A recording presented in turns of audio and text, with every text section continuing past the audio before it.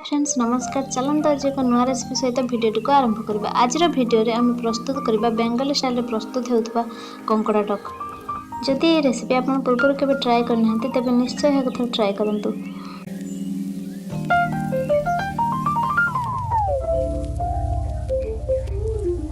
चलते एथि निमंते प्रथम कंकड़ा गुड़िक भल भाव में सफा करना। जदि आप कंकड़ा को यहपरी भांगिकी सफा कर तेज प्रथम ताक 10 मिनिट पानी में पकेबे तापर सफा करेंगे ना आप गरम पानी में पकई सफा करें।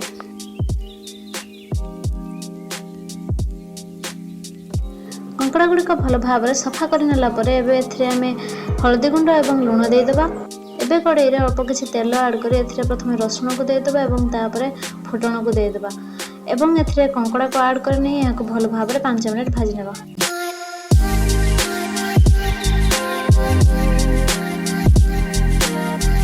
कंकड़ा 5 मिनिट भाजी हो गला परे आमे एथिरे जतिक तेंतुली ऐड करबा ताहाको जूस प्रस्तुत करनेबा एवं एथिरे ऐड करनेबा। एबे एथिरे आमे ऐड करनेबा लंका गुंड, हल्दी गुंड, लुण एवं 1 चमच चीनी। एबे याको भल भाव में 15 मिनिट फुटे आनिबा।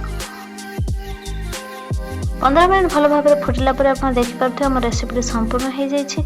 रेसिपी आपको किपरि लगी निश्चय गोटे कमेंट करेंगे। जदि ये रेसिपी को आप ट्राए करना निश्चय थर ट्राए करूँ।